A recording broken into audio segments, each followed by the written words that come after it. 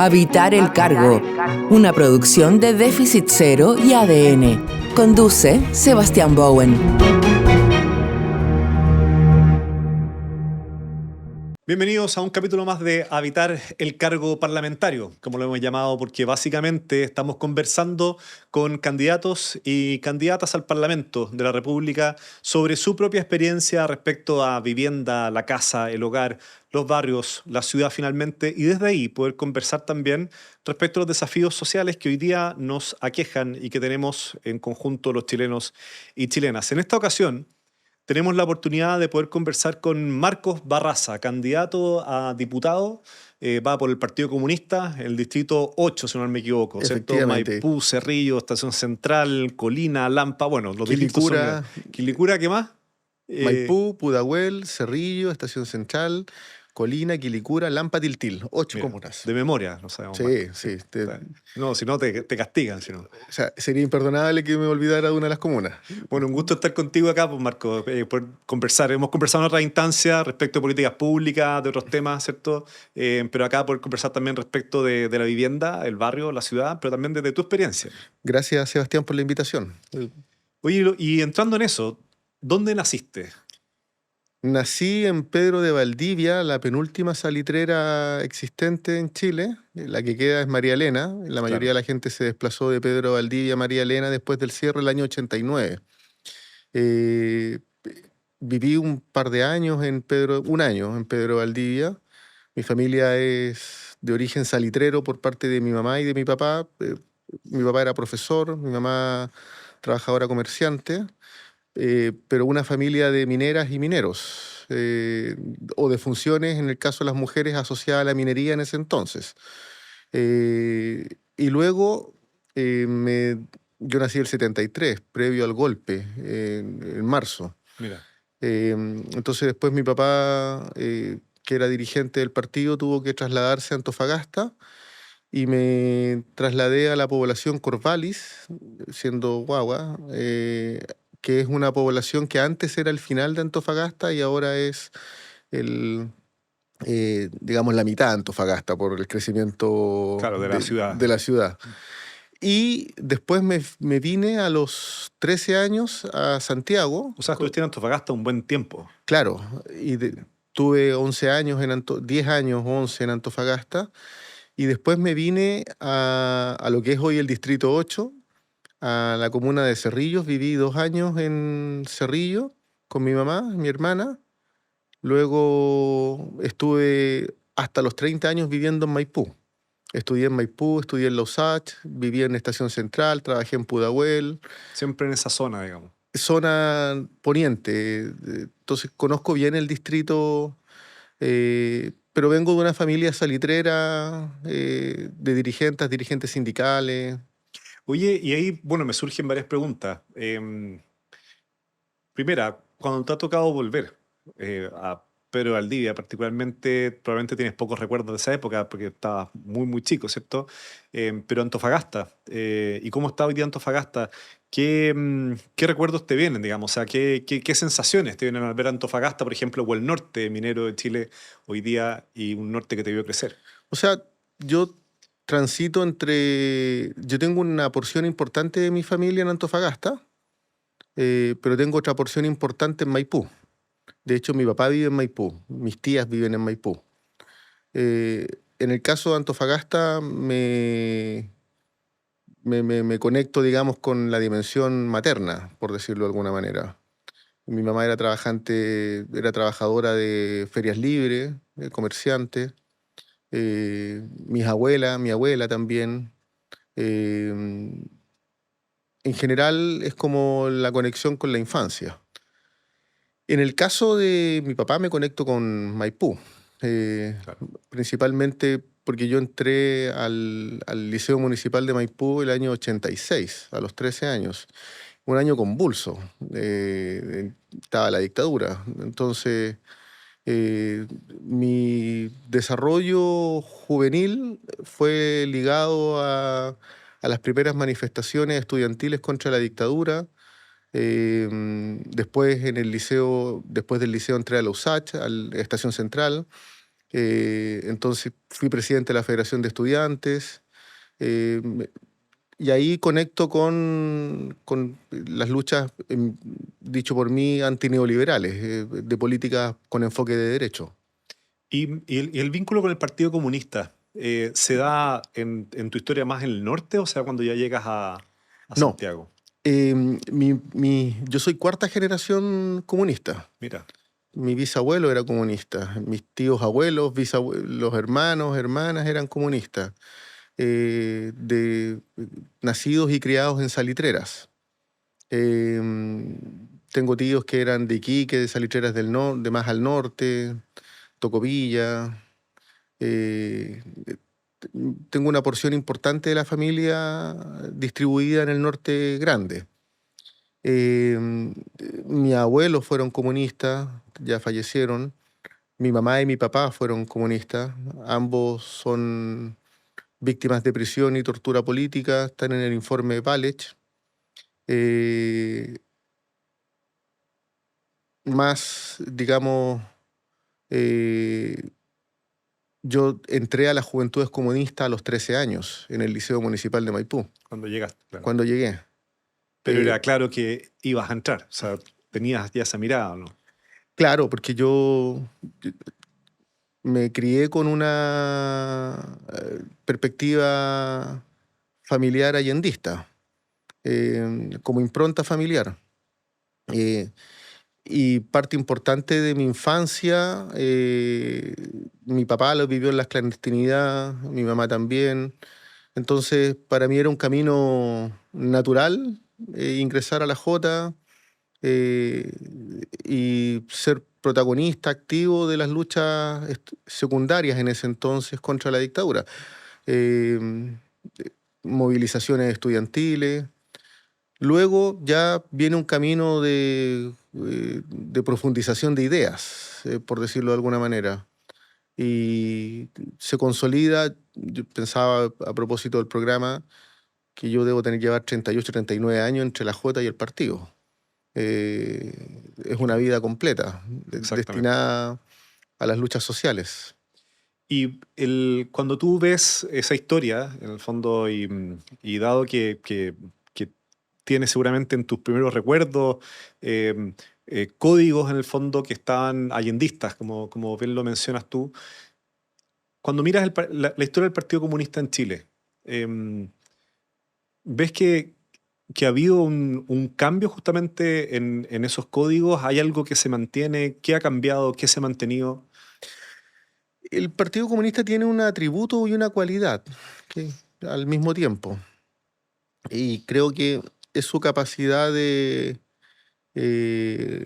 actualizarse permanentemente a partir de nuevas generaciones. En el partido cohabitan 4 o 5 generaciones al mismo tiempo. La historia es un componente activo de la deliberación, el recurrir a la experiencia histórica, Símbolos comunes, digamos. símbolos comunes, pero también formas de comunicación, de expresión política contemporáneas. Eh,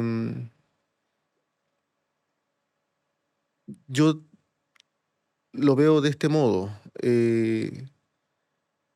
El partido ha transitado por varios momentos históricos. La constitución del movimiento obrero en la década del 30 del siglo pasado, las luchas por más democracia, fortaleciendo la constitución del 25 en términos de derechos sociales, el acumulado de luchas históricas que llevó a la UP, el rol durante el gobierno del presidente Allende, las luchas de resistencia democrática contra la dictadura, las luchas antineoliberales en los 90 contra las políticas de corte neoliberal.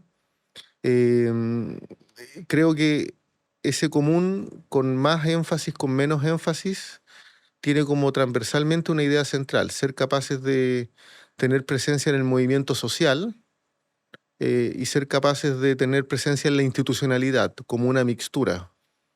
Eh, Sin ir más lejos, si llego a ser electo diputado, yo entiendo mi quehacer eh, en estrecha relación con el mundo social, no disociado, no separando institucionalidad de mundo social. Y ese es una impronta del quehacer de la política de los comunistas.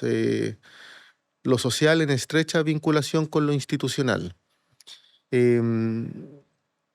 Y eso, en mi opinión, permite capturar expectativas y demandas sociales de mejor manera. Se me vino a la mente algo a propósito de déficit cero y vivienda.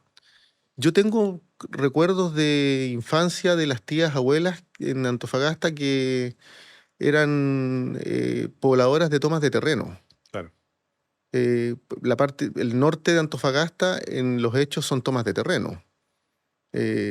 Bueno, Alto Hospicio. Alto Hospicio en Iquique, que es una comuna. Bueno, yo creo que el otro día estaba revisando un documento histórico de que entre el año 50 y el año 70 se pasó de 125.000 viviendas en déficit, ausencia de vivienda, a 570.000. Eso explica el crecimiento de las tomas de terreno. Claro. Pues bien, el Partido Comunista fue protagonista de las luchas por el movimiento estudiantil, por la clase trabajadora, pero también por el movimiento de pobladores por demanda por vivienda. Entonces, parte importante de su bancada parlamentaria viabilizaba legislativamente proyectos de vivienda. Es interesante ese punto, Marcos, porque bueno, es una temática que me ha tocado conocer, evidentemente, y diría que siempre me ha llamado la atención que el concepto campamento es un concepto chileno. Sí, No, en ningún otro país de Latinoamérica a las tomas, por decirlo así, o a los asentamientos informales se le llama campamento, solamente en Chile. Entonces me he preguntado por qué, o sea, hay algo particular ahí, y mi respuesta es justamente la minería, es porque el campamento está asociado a la instalación de viviendas transitorias. En el claro. fondo. Hay una expectativa, ¿cierto?, de salir de esa salir de ahí. condición. Un espacio que puede ser o de resistencia, un espacio también de transición, ¿verdad? Pero que hay la expectativa de que algún día voy a tener mi vivienda propia, ¿verdad? O mi casa o mi espacio más formal. Hay algo en la cultura chilena por la vivienda de formalizarse, institucionalizarse, de tenerla formalmente, que en el resto de Latinoamérica no sucede. O sea, cuando me ha tocado vivir o estar en otros países de Latinoamérica, los campamentos o los asentamientos informales se instalan y se quedan. Claro, No está sí. la expectativa de buscar esa solución. En Chile, yo diría que algo está cambiando en eso. Las tomas actuales mezclan más realidades que antaño. Antaño tal vez uno podía ver una cierta característica, una cierta cultura del campamento que se organizaba y que buscaba. De hecho, eran lugares muchas veces más seguros que los barrios de las villas o de otros lugares, ¿cierto? Porque eran gente que no se conocía. Pero hoy día hay tal vez una realidad también más latinoamericana, más una mezcla en el fondo de expectativas respecto de la toma, que hace más difícil también el trabajo directamente ahí a través de la política pública. Este vínculo social, institucional que mencionaba, se torna también algo más complejo, porque tienes que trabajar con una realidad en la toma que es altamente más diversa, incluso a nivel socioeconómico, a nivel de nacionalidad, a nivel de expectativa de tipo solución, gente que se quiere quedar ahí, gente que quiere salir, etc. ¿Cómo has visto tú, en el fondo, cómo trabajar con estas nuevas tomas? Lo primero es que yo creo que hay que partir de una premisa. La vulnerabilidad no es azarosa, sino que es estructural.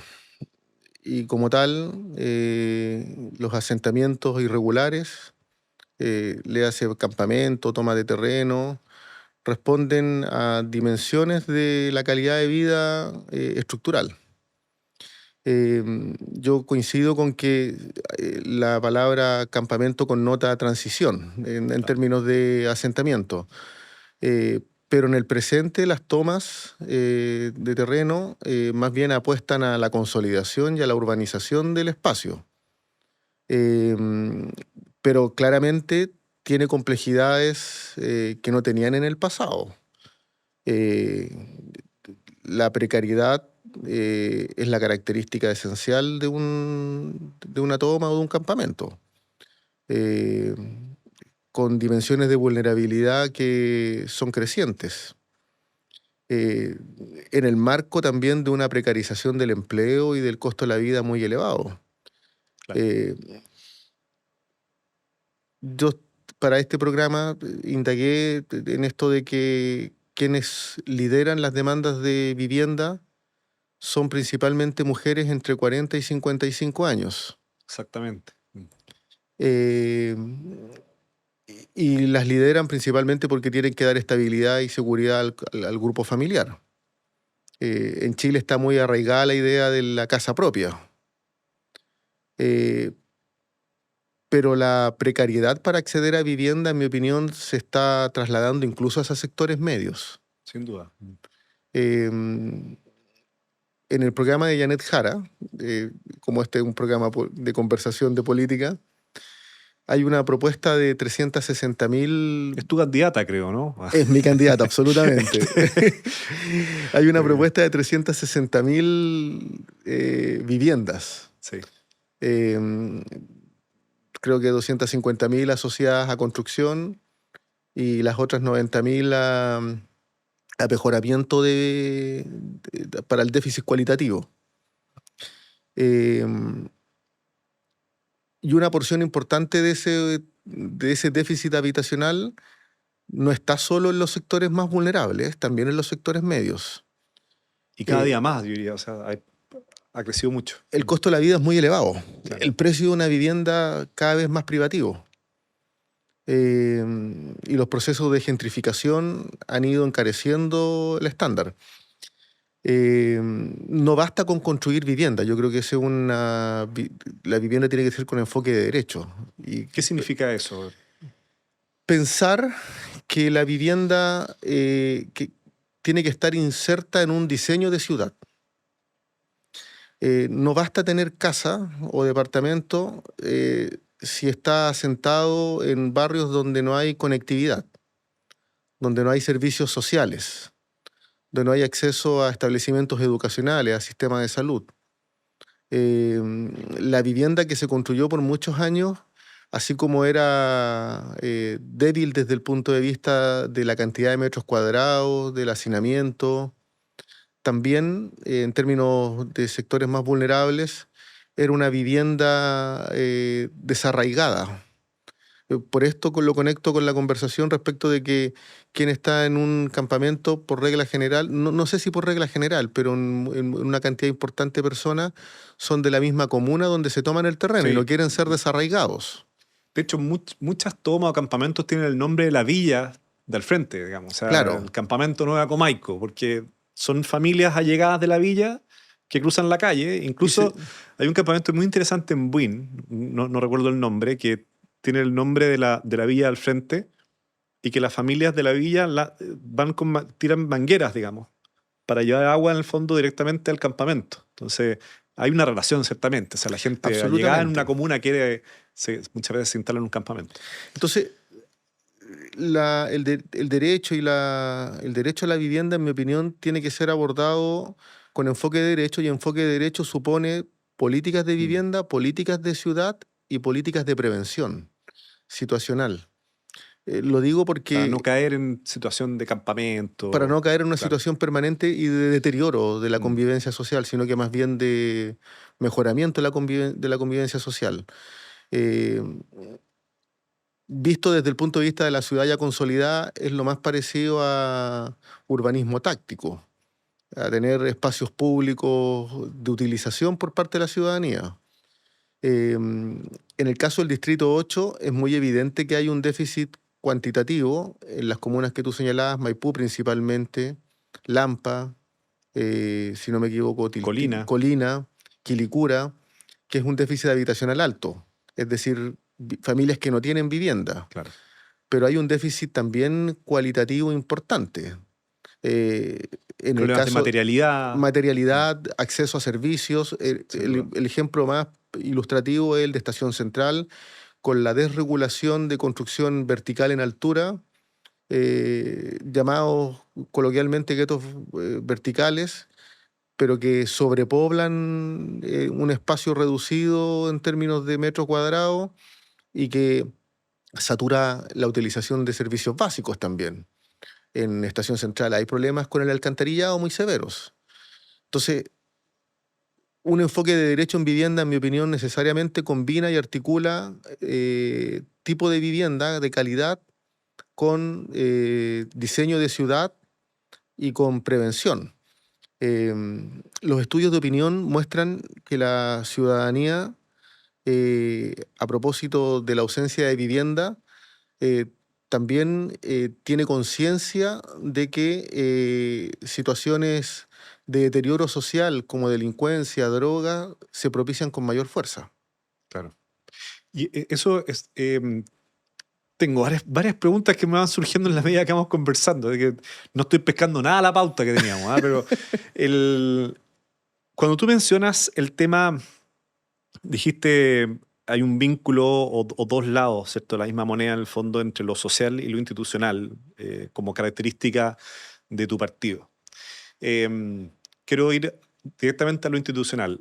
La situación de tomas o campamento se distingue por varias razones, ¿verdad? La vulnerabilidad es una de ellas, pero también muchas veces la ausencia del Estado, ¿verdad? Exacto. Y lo que yo siempre he planteado en el fondo y que creo que es bien como, a mi juicio, democrático, es que cuando las instituciones se ausentan, quienes más pierden son aquellos que no tienen las herramientas para, de alguna manera, brindarse seguridad por sí solos. ¿Ya? Me tocó vivir un tiempo en Haití, entonces en Haití pasaba eso, o sea, toda la gente tenía luces altas porque no había luces públicas en la calle.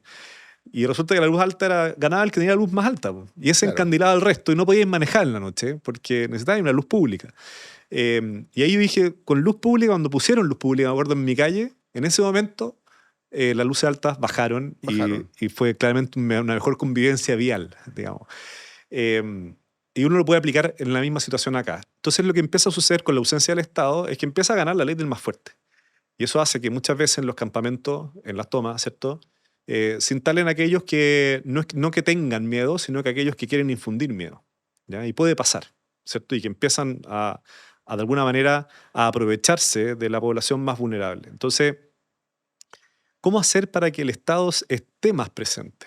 Yo creo que hay un desafío gigantesco que tenemos ahí en Chile de ciertos lugares, no solamente los campamentos, pensemos en las villas de blogs, ¿verdad? O ciertos guetos horizontales en ese caso también, eh, que no sé si hemos vivido tal vez un proceso, pero de ausentismo del Estado en ciertos lugares, que es muy importante volver a entrar, justamente para proteger en una cierta cancha pareja a aquellos que tal vez no ganarían en la ley del más fuerte.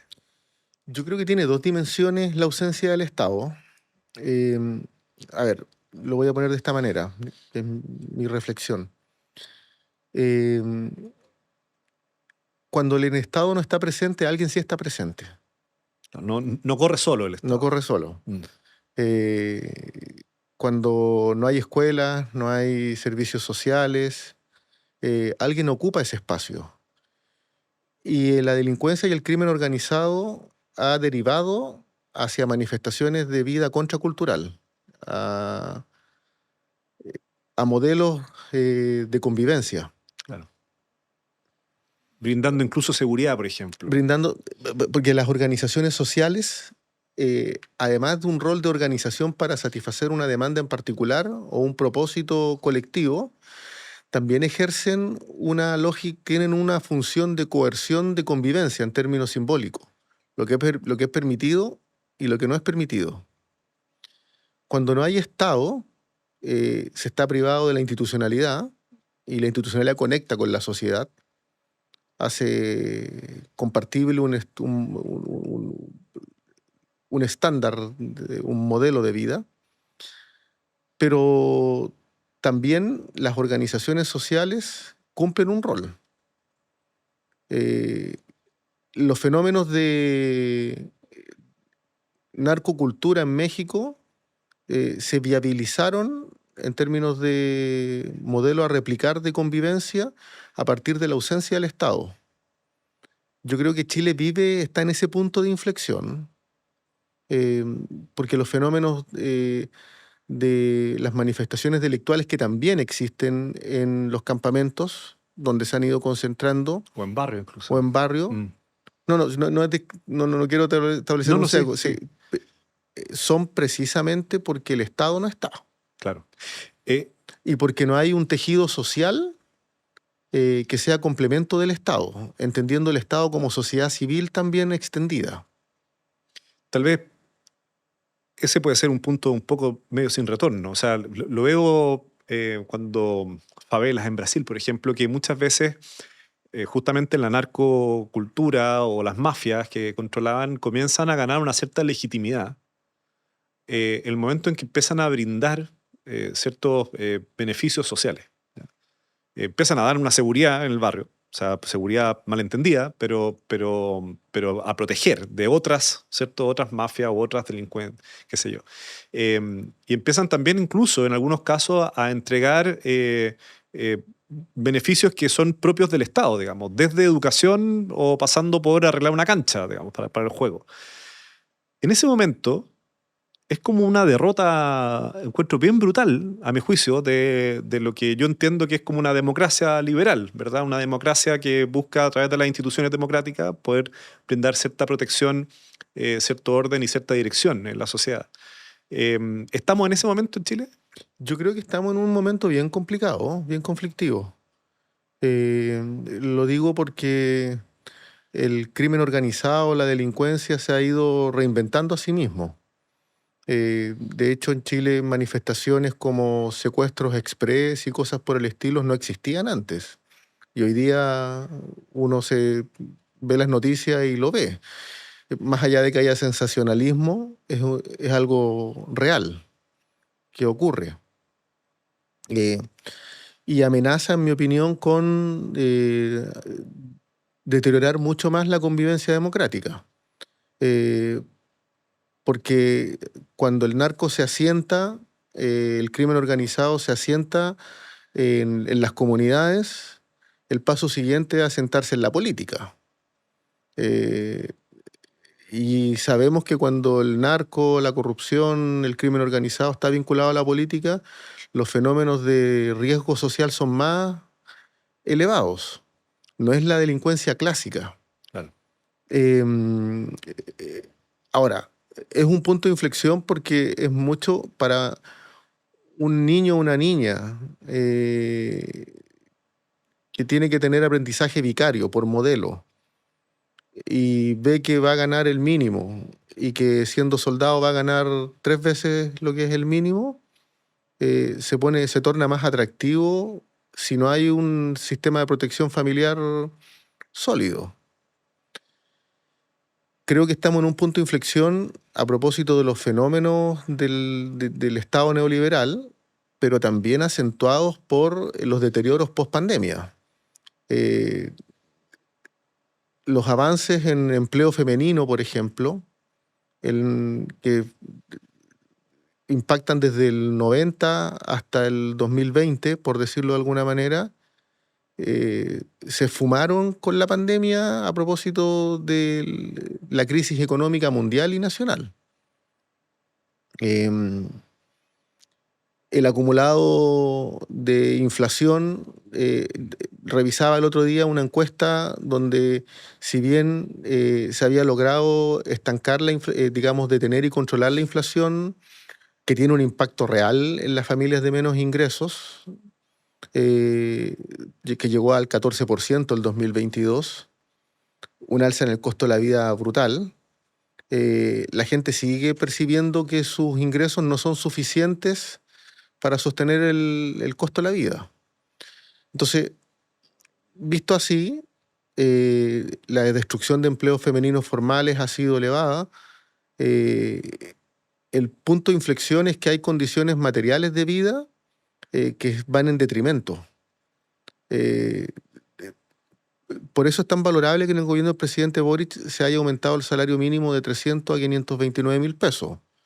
Pero la ciudadanía sigue percibiendo que es poco en comparación al alza del costo de la vida. Y en Por eso es tan importante la idea de un ingreso vital de 750.000 pesos. ese ingreso vital, ¿cómo funcionaría? A ver, lo primero es que los resultados de la CACEM, si uno los mide con los parámetros vigentes, la pobreza disminuye. Casi en 2022. Claro.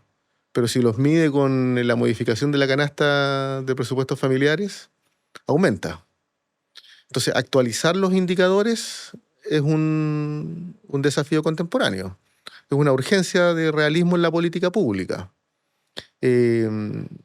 el ingreso es básicamente un ingreso vital no de subsistencia, sino que de aseguramiento de condiciones materiales mínimas. Y eso significa actualizar parámetros de consumo, que es algo que la última actualización de parámetros de consumo data del 2015, cuando yo era ministro. No se han vuelto a actualizar y han pasado 10 años. Entonces, la política pública tiene que reflejar la realidad presente de las familias. Pero en ese sentido, como ingreso vital, que es la propuesta que está haciendo Janet Jara, ¿cierto? En una candidatura que tú has estado participando muy directamente, eh, no es un salario, es un ingreso, es a través de transferencias del Estado, básicamente. Es un mix entre transferencia, entre aumento salarial, subsidio a las pymes, porque la mayoría del empleo en Chile se genera a través de la pequeña y la mediana empresa. De hecho, el aumento del salario mínimo fue con subsidio a las pymes. Y una porción, la menor, de transferencia. El punto es que los ingresos de las familias tienen que reflejar el costo de la vida. Y no lo está reflejando. Por eso los niveles de estrés altísimo en endeudamiento. Y en relación con todo este tema, hay una pregunta que me ha rondado a lo largo de toda la conversa. Eh, Enfrentar los desafíos que tenemos hoy día, y quiero escucharlo particularmente desde la visión justamente que tú tienes en el espectro político, exige probablemente hoy un trabajo mancomunado entre el mundo público y el mundo privado. Los mismos temas de vivienda, lo que mencionabas anteriormente, excepto, sin ir más lejos, el tema del salario de la gente, los ingresos, etcétera. Entonces, ¿cómo convocar a ese mundo privado? Bueno, en primer lugar, ¿ves que es necesario esa convocatoria? ¿Ves que es necesario construir ese acuerdo? Y en segundo lugar, ¿cómo convocarlos? Entendiendo que el mundo privado también es un mundo que va a estar en función de los temas de crecimiento, de los temas de empleabilidad, de los temas de rentabilidad, y es necesario, por lo tanto, convocarlos también en esos códigos. Lo primero es que yo eh, creo fehacientemente que los problemas del mercado laboral no se resuelven con una disociación entre Estado y mercado, sino que el relacionamiento y el vínculo público-privado es clave. Históricamente la construcción de viviendas ha sido un factor de reactivación económica, por nombrar. Eh, Ahora, hay que ponerse de acuerdo en algunos parámetros en todo caso. Eh, En algunos de estos. sí, no, pero hay cuestiones esenciales. ¿Como cuál? Eh, si uno quisiera resolver el problema de la salud pública, desde la pandemia a la fecha, 1.400.000 personas pasaron de las ISAPRES a FONASA. El sistema está más exigido. El superávit de personas en la salud primaria, en los CEFAM, es evidente. Están pensados para 30.000 usuarios y atienden 100.000. Tener instrumental para tener listas de espera más razonables, en menos tiempo para exámenes médicos, cirugía o especialista implica mayor inversión pública. Pues bien, eso requiere presupuesto del Estado. Entonces, recetas como reducir la carga impositiva, yo no creo que sean razonables. Eficientar el gasto, por cierto que sí, pero con realismo. O sea, la propuesta de José Antonio Kast de disminuir 6.000 millones de dólares el presupuesto de la nación en 18 meses es absolutamente imposible de realizar y contraproducente, porque el 90% del gasto público es gasto rígido en programas sociales, en servicios esenciales. Entonces ahí hay una cosa en la cual hay que ponerse de acuerdo. Y para que el país crezca, retome las tasas de crecimiento que se requieren, se requiere estabilidad económica y se requiere paz social. Eso supone un acuerdo sobre modelo de desarrollo que genere tranquilidad y estabilidad en las reglas del juego, pero que también posibilite justicia social. O sea, Chile sigue atravesado por problemas de desigualdad importantes. En ese sentido, cuando viene el estallido y posterior, hay toda una discusión política social en ese momento por desplegar una agenda constituyente, que ya sabemos todos los episodios que suceden, pero también una agenda social. Aparece con mucha fuerza la agenda social, una agenda bien urgente, dentro de los cuales está, por ejemplo, el tema vivienda. Estaba el tema pensiones también, pero estaba el tema salud, estaba el tema educacional, como temáticas que había que tomar con urgencia. ¿Hay algunas de esas temáticas que han quedado más pendientes que otras? Yo creo que en el caso de las pensiones, la reforma de pensiones que impulsó Janet Jara. Pero te fuiste a la segura, las pensiones, lo No, que se ha tomado. voy a lo seguro, pero después voy a lo pendiente. Es que quiero pasar de lo seguro a lo pendiente. Va a significar una mejora sustantiva en las pensiones. En promedio, 80.000 pesos de aumento para personas que reciben pensión vía AFP. Esto empieza en enero del 2026. Y es virtuosa en el mercado de Sí, capitales también. Sí, pero también probablemente produce ambas cosas, ¿no? Pero le incorpora también regulaciones que las AFP no tenían. Sí. Y necesarias. Por ejemplo, la licitación del stock de afiliados para bajar las comisiones. O la ampliación de los operadores más allá de la AFP. Para que haya competencia real y no concentración del mercado. Ya, en régimen, una persona, la mediana, podría aumentar hasta un 35% sus pensiones. Por tanto, lo que corresponde ahora es materializar esta reforma en pensiones, que tiene el mérito de mejorar las pensiones presentes y no solo las futuras. Pero en salud es un pendiente. En vivienda es un pendiente. Yo creo que es evidente que en el caso de vivienda se requiere de una nueva legislación. Una legislación que asegure el uso del suelo, que lo viabilice. Leí por ahí que la ley de permisos sectoriales tenía impacto positivo en la reducción de tiempo en la construcción de vivienda. En buena hora que así sea. Pero se requiere no solo mayor fiscalización de la construcción habitacional por parte del Parlamento, sino que se requiere también políticas públicas que regulen el banco de suelos públicos, por ejemplo. Son políticas de urgencia social. Y en el caso de salud, yo creo que es estudiable, o sea, es el campo donde hay que estudiar qué recursos se requieren. Porque da la impresión que una parte importante de la salud pasa por reorganización del modelo, pero otra parte importante por cuantificar cuántos son los recursos que se requieren. En mi opinión son los dos problemas más acuciantes, salud y vivienda, que claramente la no resolutividad empeora la mala evaluación de la ciudadanía respecto al sistema político. Claro. Y son temas además que son más o menos de mediano plazo. Es muy difícil que tú tengas una solución de vivienda de la noche a la mañana. No, abrupta no. Entonces requieren construcciones justamente de Estado. Al respecto, Marcos, para volver a un tema que tú mencionaste y que está a lo largo de la entrevista, de la conversación, dijiste estamos en una suerte de punto de inflexión, cuando tocamos los temas asociados justamente a ausencia del Estado, seguridad, ¿cierto? O la penetración del narco en barrios y que posteriormente pasa a penetrar las instituciones. Desde tu rol hoy como candidato, mañana, si es que la ciudadanía así lo escoge como parlamentario, ¿cuál crees que son las prioridades, las palancas clave a impulsar para dar vuelta a ese punto de inflexión, para no seguir esa misma tendencia, sino que atajarla y de alguna manera empezar a reconstruir el tejido social, la cohesión social a través de un camino institucional? Lo primero, con políticas públicas con enfoque de derechos. Para mí eso es esencial.